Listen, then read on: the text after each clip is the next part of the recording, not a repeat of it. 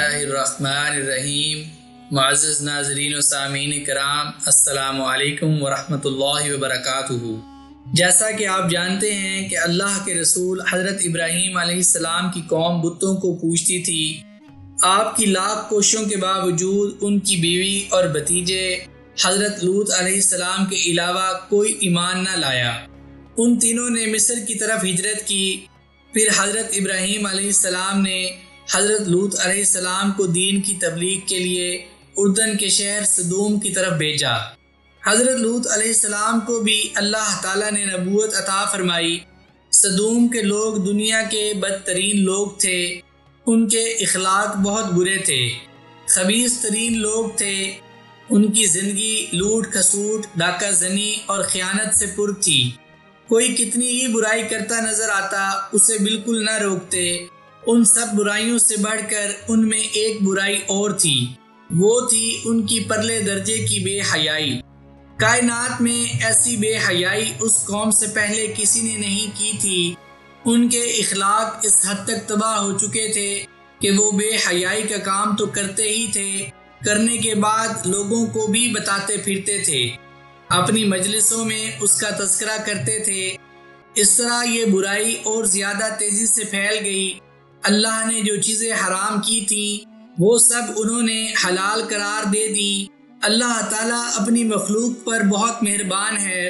اس وقت تک کسی قوم پر عذاب مسلط نہیں کرتا جب تک کہ اپنی طرف سے کوئی رسول ان کی طرف نہ بھیج دے جو انہیں سیدھے راستے کی طرف بلائے، اللہ کے عذاب سے ڈرائے اور ان کے گناہوں کی خرابیوں سے انہیں آگاہ کرے۔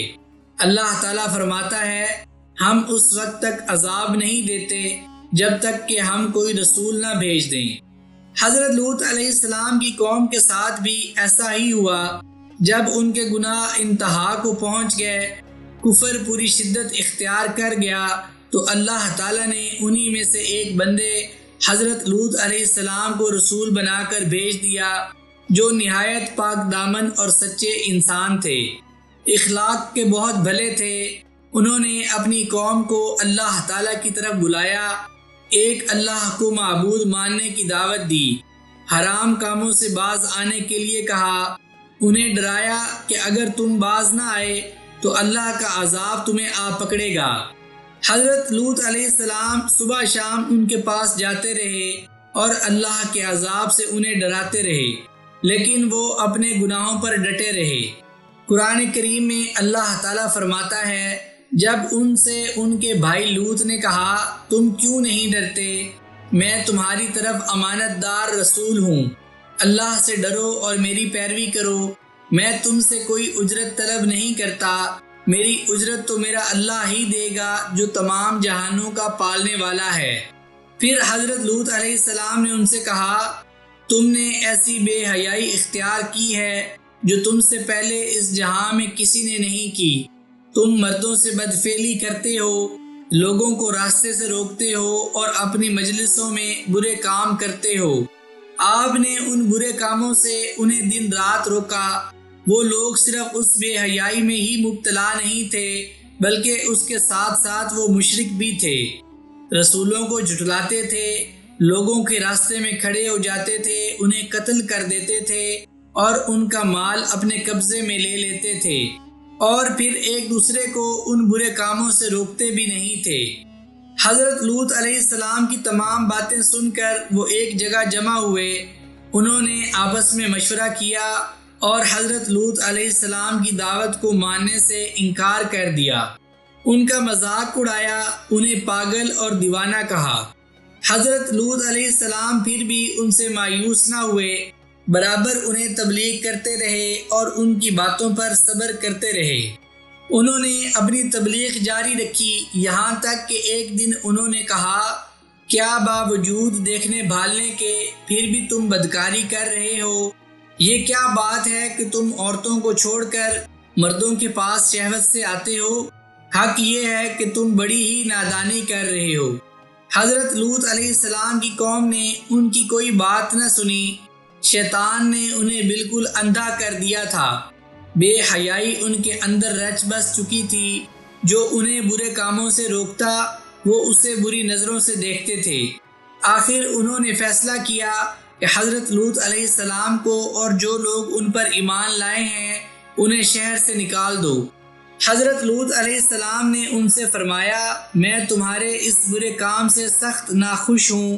یہ سن کر قوم کے لوگوں نے کہا، اگر تم سچے ہو تو ہم پر اللہ کا عذاب لے آؤ۔ اب حضرت لوط علیہ السلام کو یقین ہو گیا کہ یہ قوم ایمان نہیں لائے گی، ان سے ایسی امید رکھنا بیکار ہے، چنانچہ انہوں نے اللہ کے حضور دعا کی، اے میرے پروردگار، اس فساد کرنے والی قوم کے مقابلے میں میری مدد فرما۔ اللہ تعالیٰ نے حضرت لوط علیہ السلام کی دعا قبول فرمائی، ان کی طرف اپنے فرشتوں کو بھیجا۔ یہی وہ فرشتے تھے جو پہلے حضرت ابراہیم علیہ السلام کے پاس انسانی شکل میں گئے تھے اور وہ ان کے لیے ایک بچڑا بھون کر لے آئے تھے۔ فرشتوں نے انہیں ایک بیٹا پیدا ہونے کی خوشخبری سنائی تھی، یعنی حضرت اسحاق علیہ السلام کی۔ پھر فرشتوں نے انہیں بتایا کہ وہ قوم لوط کو تباہ کرنے جا رہے ہیں۔ حضرت ابراہیم علیہ السلام نے فرشتوں سے کہا، اس میں تو لوط بھی ہیں۔ وہ کہنے لگے کہ جو لوگ یہاں رہتے ہیں ہمیں سب معلوم ہے، ہم ان کو اور ان کے گھر والوں کو بچا لیں گے، سوائے ان کی بیوی کے کہ وہ پیچھے رہنے والوں میں ہوگی۔ فرشتے انسانی صورت میں آپ کے پاس آئے تو آپ کھیتوں میں کام کر رہے تھے۔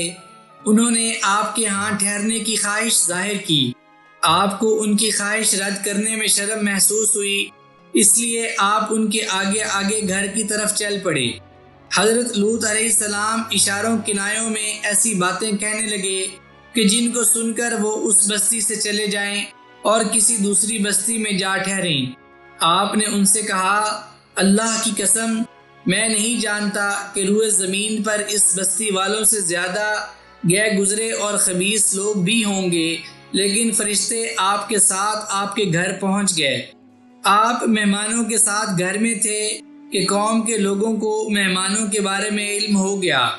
اللہ تعالیٰ کا فرمان ہے، جب ہمارے فرشتے لوط کے پاس آئے تو وہ ان کے آنے سے غمناک اور تنگ دل ہوئے اور کہنے لگے کہ آج کا دن بڑی مشکل کا دن ہے۔ حضرت لوط علیہ السلام جانتے تھے کہ اگر قوم کو پتہ چل گیا تو قوم والے ان کے مہمانوں کے ساتھ اچھا سلوک نہیں کریں گے۔ قرآن کریم میں اللہ تعالیٰ فرماتا ہے، اور اس لوط کی قوم دوڑتی ہوئی اس کے پاس آ پہنچی، وہ تو پہلے سے ہی بدکاریوں میں مبتلا تھی۔ حضرت لوط علیہ السلام نے کہا، اے قوم کے لوگوں، یہ ہیں میری بیٹیاں جو تمہارے لیے بہت ہی پاکیزہ ہیں، اللہ سے ڈرو اور مجھے میرے مہمانوں کے بارے میں رسوا نہ کرو۔ کیا تم میں ایک بھی بھلا آدمی نہیں؟ قوم کے لوگوں نے کہا، کیا ہم نے تم کو سارے جہاں کی حمایت و طرفداری سے منع نہیں کیا؟